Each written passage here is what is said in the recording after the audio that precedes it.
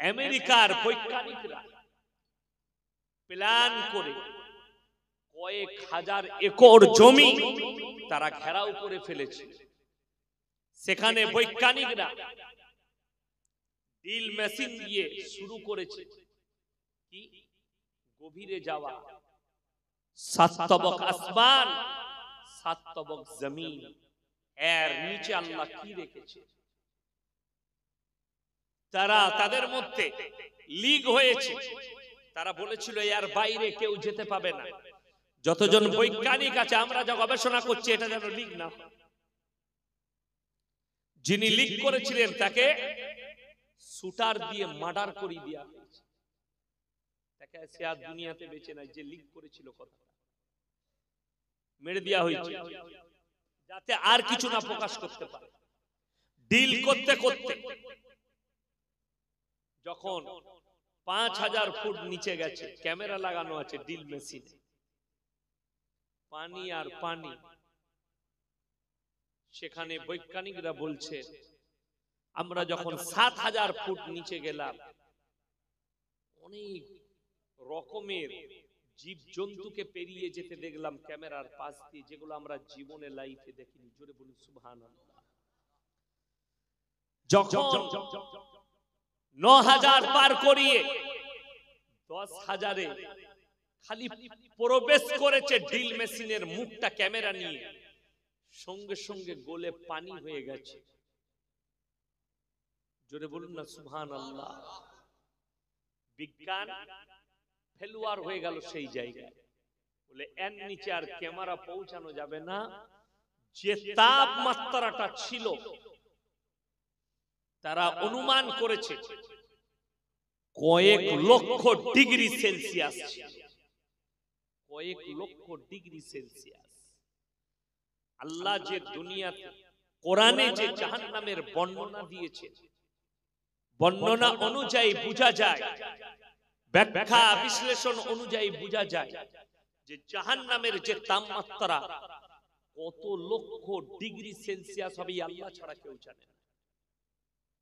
তো আমরা অনুমান করি, যেমন কোরআনে আছে সূরা রহমানে, হে আমার নবী বলো পৃথিবীর মানুষের এই ক্ষমতা নেই, তারা খালি এতটুকু গবেষণা করতে পারবে এই পৃথিবীর ভেতরে কি আছে, পৃথিবীর বাইরে কি আছে আমি আল্লাহ ছাড়া পৃথিবীর মানুষের ক্ষমতা নেই বলার। জোরে একবার বলুন সুবহানাল্লাহ। বিজ্ঞান ফেলুয়ার, পৃথিবীর মানুষের ব্রেন ফেলুয়ার। আমার কাছে তোমরা খালি এতটুকু বলতে পারবে এই দুনিয়ার বুকে কি আছে। গবেষণা মানে হচ্ছে খুঁজে পাওয়া, গবেষণা আবিষ্কার মানে খুঁজে পাওয়া, আবিষ্কার মানে সৃষ্টি নয়। আবিষ্কার মানে কি বললাম? খুঁজে পাওয়া, এটা মাথায় রাখবে। কোন বৈজ্ঞানিক যদি বলে আমি সৃষ্টি করেছি, তাকে জুতো মারবে, সে নেমো খারাম, বেঈমান না। গোটা পৃথিবীর যতগুলো বৈজ্ঞানিক আছে তাদেরকে চ্যালেঞ্জ ছুড়লাম আমি, আমার আল্লাহ চ্যালেঞ্জ করেছে, পৃথিবীর মানুষের ক্ষমতা নাই, অ্যাকসেপ্ট করি।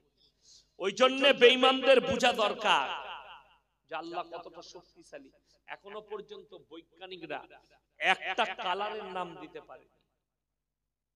হলুদ কালার হলুদের মতন, স্কাই কালার আকাশের মতন, সব মতন, দুধ সাদা কালার দুধের মতন, সব দুধের মতন, স্কাই কালার আকাশের মতন, কমলা লেবু কালার কমলা লেবুর মতন, সব মতন। তোদেরটা কি হলো বলে আমাদের কিছু মান ফাঁকা। আরে কেটে দিচ্ছি, বায়ান চলছে।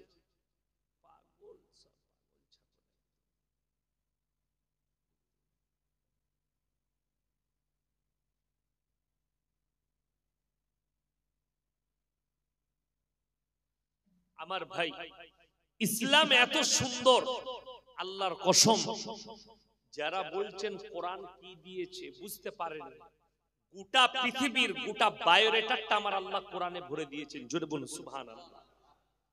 যে দিকটা চাইবেন আমার আল্লাহ সেই দিকটা বর্ণনা করেছে।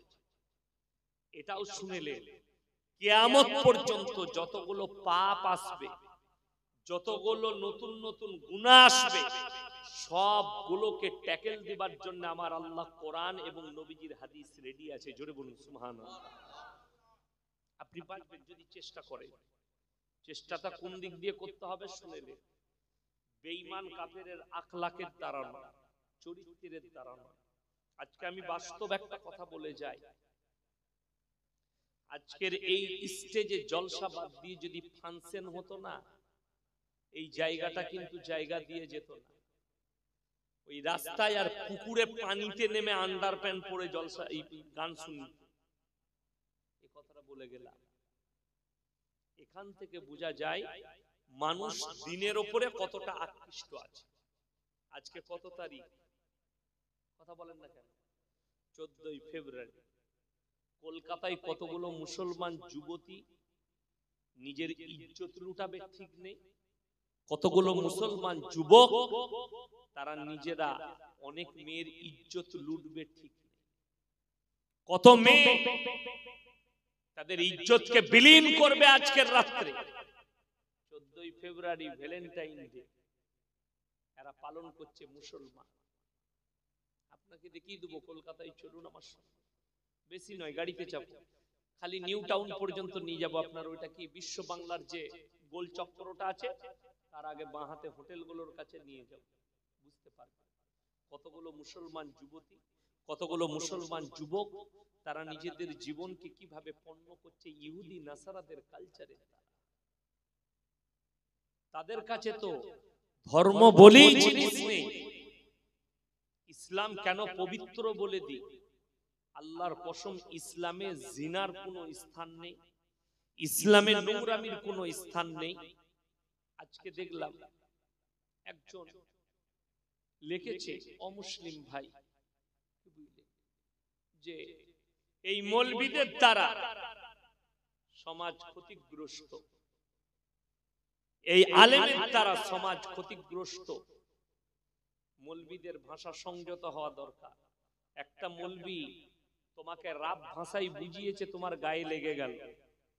তোমাকে বলি, কোন মৌলবী একটা দেখিয়ে দাও আশারামের মতো জেলে আছে, একটা মৌলবীকে বার করো রাম রহিমের মতো রেপ কেসে জেলে গেছে, 100টা মেয়েকে রেপ করেছে। রাজা রামপাল কয়েকশো মেয়ের বলাৎকারী জেলে আছে। আশারাম বাবু জেলে আছে রেপ কেসে।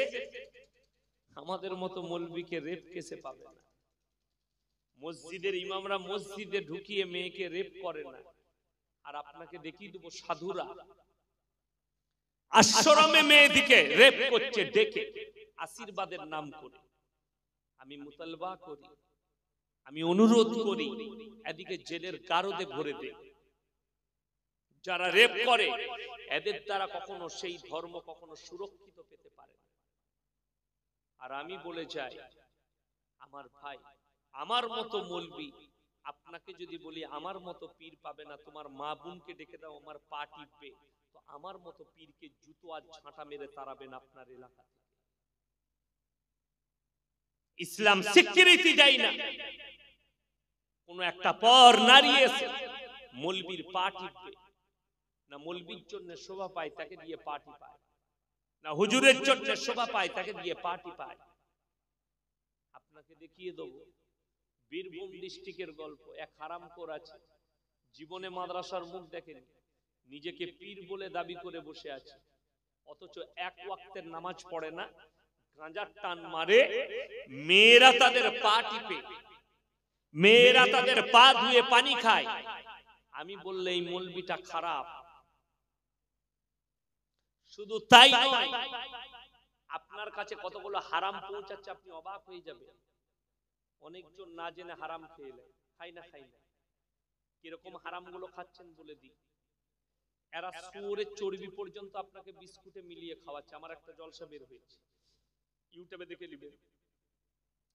যতগুলো 5 স্টার চকলেট আছে, দামি দামি chocolate, dairy milk, 5 star, KitKat, next, এই ধরনের যতগুলো চকলেট আছে, দামি বিস্কুট যতগুলো আছে, তার মধ্যে ওরিও বিস্কুট একটা আছে, যেটাতে কলম পত্রিকা ছেপেছিল।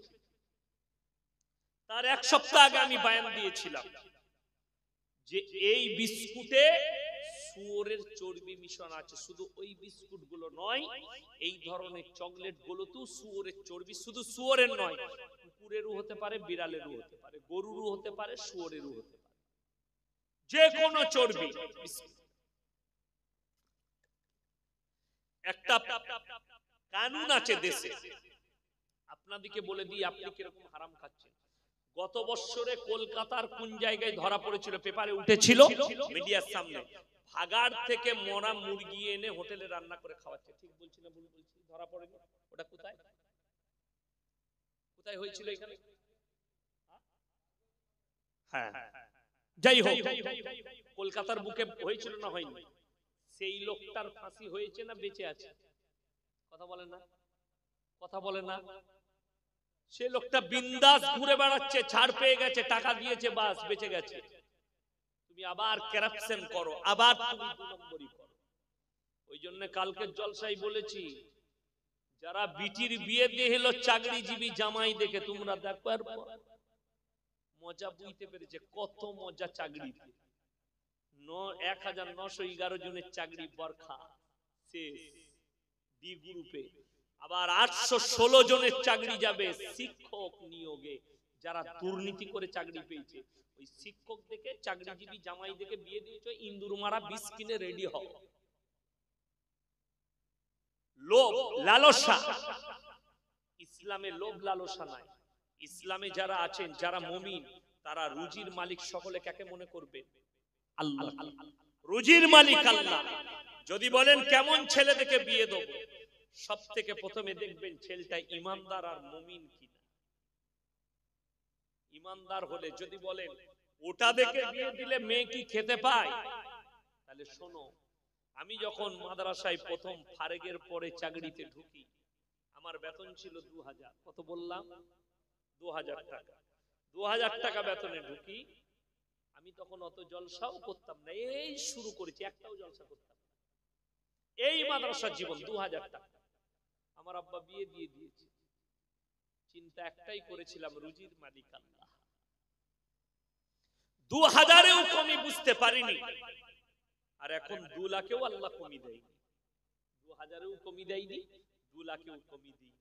আমার আল্লাহ, আমার নবীজি সাল্লাল্লাহু আলাইহি সাল্লাম হাদিস বর্ণনা করেছে, যারা আল্লাহর রাস্তায় থাকবে, যারা দ্বীনের পথে থাকবে, মৃত্যুকাল পর্যন্ত আল্লাহ তাদেরকে ইজ্জতের রুজি দিবেন। জোরে বলুন সুবহানাল্লাহ।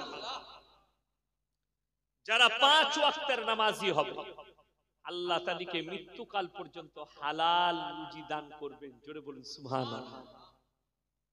রুজিতে কমি পাবেন না, আল্লাহ ওয়াদা করেছে। আর আল্লাহর ওয়াদা খিলাফ করেন, আল্লাহ ওয়াদা খিলাফ করেন না। আল্লাহ রুজি তো যেমন বলে দিই আপনাদেরকে, আপনারা যারা মনে করছেন আমি ইনকাম করি, ভালো মন্দ খাই, টাকায় যারা সুখ মনে করছে, তাদেরকে বলি টাকায় সুখ নেই। যদি মুমিন হন, ডাল আলুটাই আপনার জন্য সুখে। যদি ইমানদার হন, ঝুপড়ি বাড়িতে শুবেন, ওটাই আপনার জন্য সুখে। মাথার গড়ায় ফুরফুর করে একটা ভাঙা ফুটো ফ্যান চলবে, সেই হাওয়াটাই আপনার জন্য জান্নাতের মতো হাওয়া। কিন্তু যদি সুদের পয়সা হয়, লোকের মেরে নিয়া পয়সা হয়, আর এসি রুমে বাস করো, আপনারা বলুন, আপনাদের এই কলকাতা টাউনে যারা কোটিপতি আছে, তারা মরে গেলে তাদের কবরে এসি লাগানো হয়তো, তাই তো? লাগান না আপনারা? তাদের কবরে এসি দেওয়া হয় কি? কারো কবরে দেওয়া হয়েছে না। তার কবর যেমন ফুটপথে ভিক্ষা করে খায়। সকালবেলায় নিউ টাউন বাজারে দোকানের সামনে ঘুমিয়েছিল একজন মুসলমান ভিক্ষুক, মারা গেছে, তারও কবরটা মাটি। কাফন একচুনা 2000 টাকা দামি কাফন, বড় লোক বলে তার কাফনের দাম 5000, আর সে ফুটপথে শুয়ে মারা গেছে বলে তার কাফনটার দাম 500 টাকা। আচ্ছা, 5000 টাকার কাফন পড়ে গেলে ফেরেশতারা মনে হয় জিজ্ঞেস করবে না যে মালটা খুব স্ট্যান্ডার্ড মাল, একে আর প্রশ্ন করার দরকার নেই, মোটামুটি জান্নাতি, তাই তো নাকি? তাকে বেশি কেলানি দিবে। এত দামি মাল পরে এসেছিস, কে বললো তোকে এটা ঠিক থাকবে?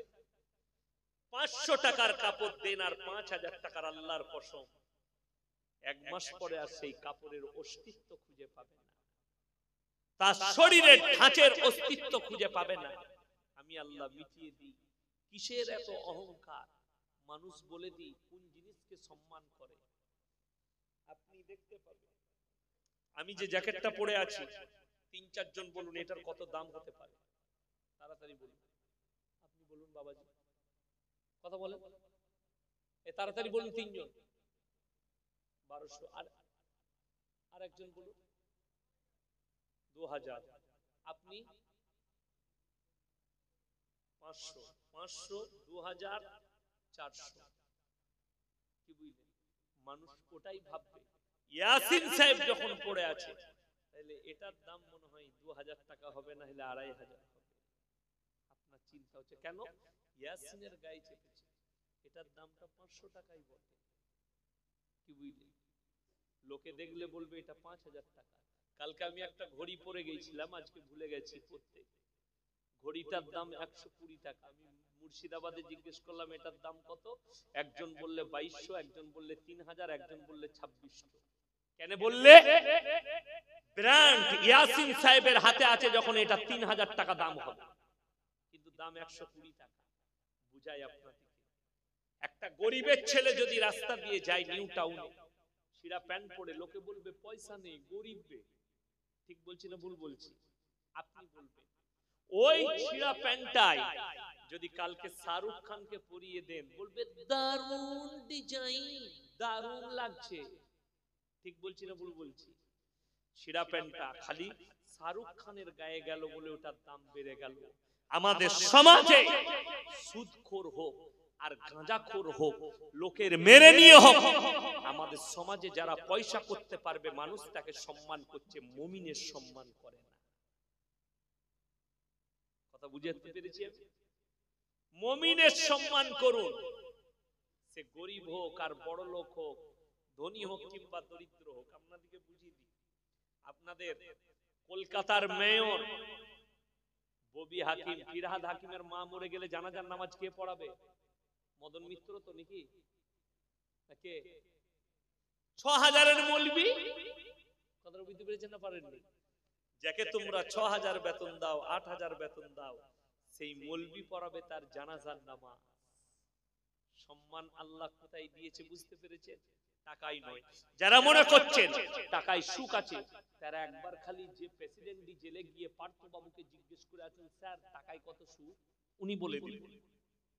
কথা বুঝতে পেরেছেন না পারেননি?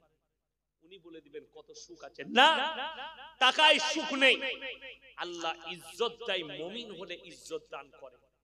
আমরা মৌলবীরা কোটিপতি নয়, আমরা মৌলবীরা আপনাদের সদকা ফিতরার পয়সা খেয়ে মানুষ হয়েছি, মৌলবী হয়েছে। আপনারা যাকাতের পয়সা দিয়েছে, সেই থেকে পরে মৌলবী হয়েছি। সমাজ আমাদেরকে ৬০০০ বেতন দেয়, মূল্য দেয় না, কিন্তু আমার পাওয়ার সাপ্লাই দিচ্ছে, যে পরিচালিত করছে। সিম তো আপনার না থাকলেও মোবাইলটাই ভিডিও শোনা যাবে, যাবে না যাবে? যাবে। আপনি জানেন এই যে মোবাইলগুলো বেরিয়েছে, সচেতন করে দিই, কেউ যদি মনে করেন এই মোবাইল চুরি করে বাড়িতে রেখে দেবো, আপনি ধরা পড়ে যাবেন। কোম্পানি এতেই এমন একটা সাব টাওয়ার দিয়েছে, শাটার লাইট বস করিয়েছে, কোম্পানির লোক বলে দিবে মোবাইলটা কোন জায়গায়, সিম না থাকলেও বলা যাবে কোথায় আছে। আমার যে ৪ চাকা গাড়িটা আমি এনেছি নতুন মডেল, কোম্পানি এমন একটা চিপস দিয়েছে ওই গাড়িটায়, আমি যদি বাড়িতে চলে যাই, ড্রাইভার আমাকে বাড়িতে নামালো, সে যদি মনে করে আমি অন্য জায়গায় কলকাতা ঘুরিয়ে কোথাও যাব, আমার কাছে মেসেজ আসবে গাড়ি আপনার বেরিয়ে গেছে। সিগন্যাল দিবে আমাকে কোথায় যাচ্ছে গাড়িটা। শুধু আমাকে নয়, আমি গাড়িটা নিয়ে কোথায় কোথায় যাচ্ছি, এগুলো কোম্পানির ঘরের কোম্পানির লোকও দেখতে পাবে আমার গাড়ি কোথায় ছুটছে, কোন দিকে যাচ্ছে। এগুলোকে জিপিএস সিগন্যাল বলা। তো কত উন্নত এই মোবাইলটার মধ্যে সবথেকে দামি প্রোডাক্ট, দামি যে পার্টস, সেটার নাম হচ্ছে ব্যাটারি। এটা না হলে মোবাইলটা চলবেই না সিম থাকলে। মানুষের মধ্যে সবথেকে দামি যেটা জিনিস সেটা হচ্ছে রূহ, তারপরে যেটা দামি সেটা হচ্ছে মানুষের বিবেক আর বুদ্ধি। এখানে দুটো কথা শুনেলেন, কিয়ামতের দিনে এক শ্রেণীর মানুষকে আল্লাহ বলবেন, তোমরা বিনা হিসাবে জান্নাতে প্রবেশ করো। জোরে বলুন সুবহানাল্লাহ। তারা কারা জানেন? তারা হচ্ছে পাগল, ম্যাড। পাগল দিকে বলা হবে, তাদের কোনো হিসেব হবে না। দ্বিতীয় নম্বর, তারা অ্যামাজনের জঙ্গলে কিছু মানুষ বাস করে, আফ্রিকার জঙ্গলে কিছু মানুষ আছে যাদের কাছে কোনো দাওয়াতি পৌঁছায় না, কোন ধর্মের, না তাদের ধর্ম সম্পর্কে জ্ঞান আছে, না তাদের জীবন সম্পর্কে জ্ঞান আছে। গাছের ডালে, জঙ্গলে তাদের জীবন কেটে যায়, গাছের পাতা খেয়ে, কাঁচা মাংস খেয়ে তাদের জীবন কেটে যায়। তাদের কাছে কোনো দাওয়াতি পৌঁছায় না। হাদিসে আছে কিয়ামতের দিনে তাদের জন্য আল্লাহ দুটো দরজা খুলবে, এক জাহান্নাম আর এক জান্নাতে। তাদেরকে বলা হবে, তোমরা তোমাদের ইচ্ছা মতো জায়গায় প্রবেশ করে যাও। তারা যদি জান্নাতে প্রবেশ করে যায় তারা জান্নাতি। জোরে বলুন সুবহানাল্লাহ। তাদের জন্য বাকি কোনো হিসেব নিকেশ হবে না। হিসেব হবে তাদের যাদের কানেতে আল্লাহর ডাক পৌঁছালো, কালমার দাওয়াত পৌঁছালো, উপরন্তু তারা গ্রহণ করলো না। কোরআনে সূরা কাহফে আছে, ইন্না জাআলনা মা আলাল আরদি যিনাতাল লাহা লিনাবলুয়াহুম আইয়ুহুম আহসানু আমালা। হে নবী, এই পৃথিবীটাকে সুসজ্জিত করেছি, সাজিয়েছি শুধুমাত্র আমার বান্দা বান্দির জন্য। আর তাদের কাছ থেকে আমি খালি একটা জিনিস চাই, আইয়ুকুম আহসানু আমালা। ভালো আমলটাকে করে আনতে পারবে। আপনার বিচার কেন হবে? আমরা সবাই ভালো মন্দ বুঝি, বুঝি না? বুঝি না। আপনাদের এখানে এমন কোন লোক আছে সকালবেলায় বাজারে গিয়ে বলে, কানা বেগুনটা আমাকে দে? আপনি বেগুন কিনলে 5 বার ঘুরিয়ে দেখেন বেগুনটা কানা কিনা, টমেটোটা টিপে দেখেন গলা কিনা, মাছের পেটটা টিপে দেখলেন মাছটা পচা আছে কিনা। আপনি টিপে টিপে মাল নেবেন, আপনি কানা মালটা কিনবেন না। আল্লাহ কি করে আপনার মতো কানা বান্দাটাকে জান্নাতে ঢুকবে?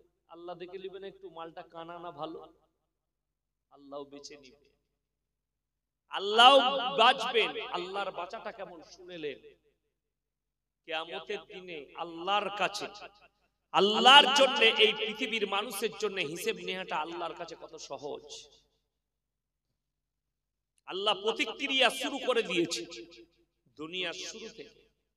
হযরত আদম আলাইহিস সালাতু ওয়াস সালামের কাছ থেকে এই প্রতিক্রিয়া শুরু হয়ে গেছে। গত 3 দিন আগে দিল্লির রামলীলা ময়দানে জমিয়তের অধিবেশন হয়েছে। বিভিন্ন উলামায়ে দ্বীনরা বক্তব্য দিয়েছে।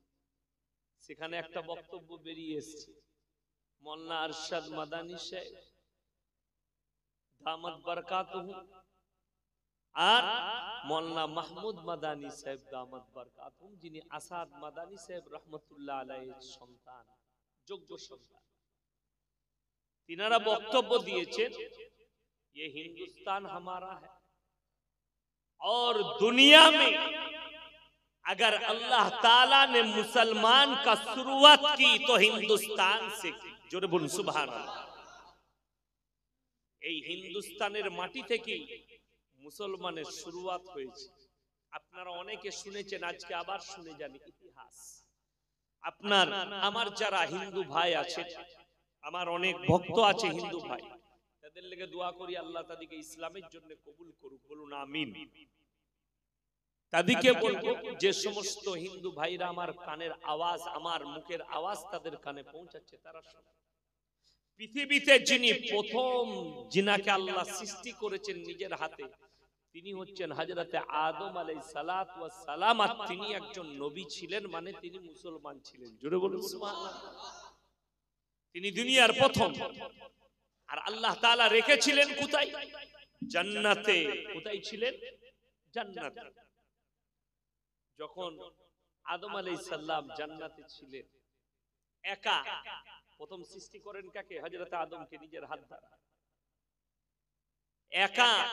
আমাদের সমাজে বয়স্ক লোকরা একটা কথা বলে, একা না বুকা, ঠিক কিনা? আপনি একা সফর করুন, চুপচাপ বসে থাকতে হবে। একা সফর করলে সাথে কেউ থাকলে গল্প করার লোক পাওয়া যায়, দুটো কথা বলা যায়, ভালো মন্দ কথা আলোচনা করা যায়। হযরত আদম একা, আমার আল্লাহ বললেন আমার আদমকে দেখে মনে হলো উড়ো উড়ো ভাব, মন যেন ভালো নেই। আমি আমার কুদরতে আদমের বাম পাঁজর থেকে মা হাওয়াকে সৃষ্টি করলাম। জোরে বলুন সুবহানাল্লাহ। মা হাওয়াকে সৃষ্টি করলেন, আর হযরত আদম আলাইহিস সালাতু ওয়াস সালামকে আল্লাহ সুপে দিলেন স্ত্রী রূপে। তোমরা দুজন জান্নাতে থাকবে, যতগুলো ফল ফ্রুট যা কিছু দেখছো সব খাবে, একটা গাছের ধারে পাশে যেও না, গন্ধম গাছের ফলটা খেও না, এটা থেকে দূরে থাকবে। কিন্তু মানুষ শুনেলেন একটা কথা, ইনসান, নিসিয়ান শব্দ থেকে ইনসান এসছে। মানুষ মানে হচ্ছে ভুলে যাওয়া। ভুল করবে তবে মানুষ, ভুল হবে না কাদের? ফেরেশতা, যারা আল্লাহর ফেরেশতা। তাদের একটাই কাজ, কটা কাজ বললাম? একটা কাজ, আল্লাহর হুকুম পালন করা। কিন্তু আল্লাহ ইনসানকে যে সৃষ্টি করেছেন, দুনিয়াদারি, পেটের জন্য ইনকাম করা, খানা সঞ্চয় করা, ব্যবসা বাণিজ্য করা, দুনিয়াদারি করা, তারপরও আল্লাহকে মনে রাখা। ওই জন্য আল্লাহ বললেন হে আমার ফেরেশতা, পৃথিবীতে যতগুলো আমার সৃষ্টি আছে সব থেকে উত্তম এবং সুন্দর সৃষ্টি হচ্ছে মানুষ। জোরে বলুন সুবহানাল্লাহ।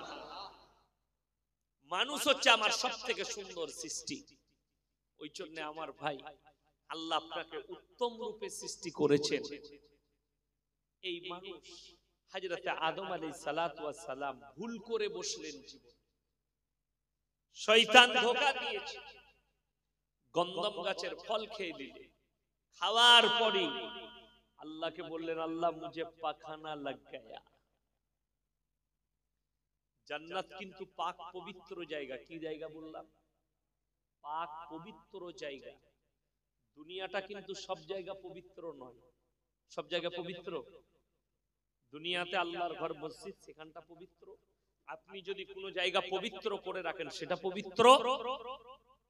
কাবা ঘর পবিত্র, মসজিদ পবিত্র, নামাজগাহ পবিত্র।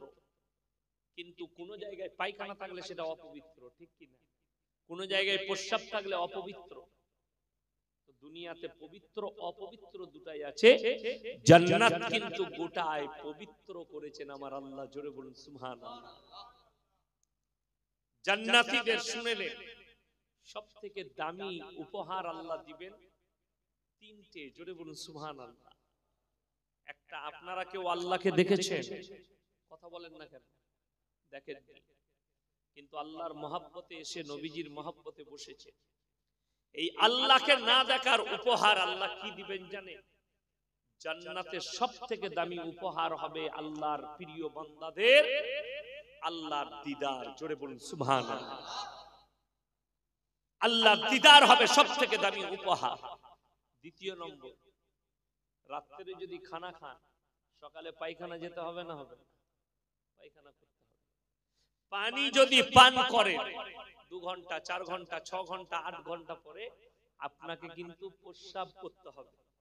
কিডনি ফিল্টার করে নিয়ে প্রস্রাব দানিতে নিয়ে আসে, আর তোমার জেহেন বলে প্রস্রাব লেগেছে, প্রস্রাব করতে হবে। আপনি পেশাব করেন, যদি পেশাব আটকিয়ে যায়, বন্ধ হয়ে যায়, ডাক্তারে বলে তোমার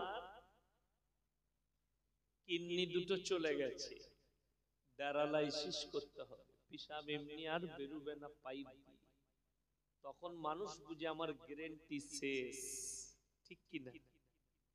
মানুষ কাঁদে, আল্লাহ তুমি আমাকে হেফাজত করো, আমাকে বাঁচাও, আল্লাহ আমাকে সুস্থতা দান করো। মানুষ কাঁদে। আল্লাহর কসম, এই দুটো জিনিস থেকেই পবিত্র থাকবেন জান্নাতে। জান্নাতে যারা যাবে খানা তো খাবে, পায়খানার প্রয়োজন হবে না, আমার আল্লাহ অটোমেটিক গায়েব করবেন। জোরে বলুন সুবহানাল্লাহ। পানি তো পান করবেন, লিটার লিটার পানি পান করবেন, প্রস্রাবের প্রয়োজন হবে না, অটোমেটিক গায়েব হবে। আল্লাহ যে বিবি দান করবেন, হুর বিবি এবং তোমার নিজের বিবিকে জান্নাতে নিয়ে যাবে, এদিকে পাওয়ার পরে জান্নাতেতে তোমরা মিলামিশা করবে, তোমরা ऐश পাবে, আরাম পাবে, কিন্তু সেখানে নাপাক কেউ হবে না। কেন? বীর্যপাত থাকবে না। জোরে বলুন সুবহানাল্লাহ। সেখানে বীর্যপাত থাকবে না, থুতু ফেলতে হবে না। আল্লাহ পুরো জান্নাতকে পবিত্র করেছেন। জোরে বলুন সুবহানাল্লাহ।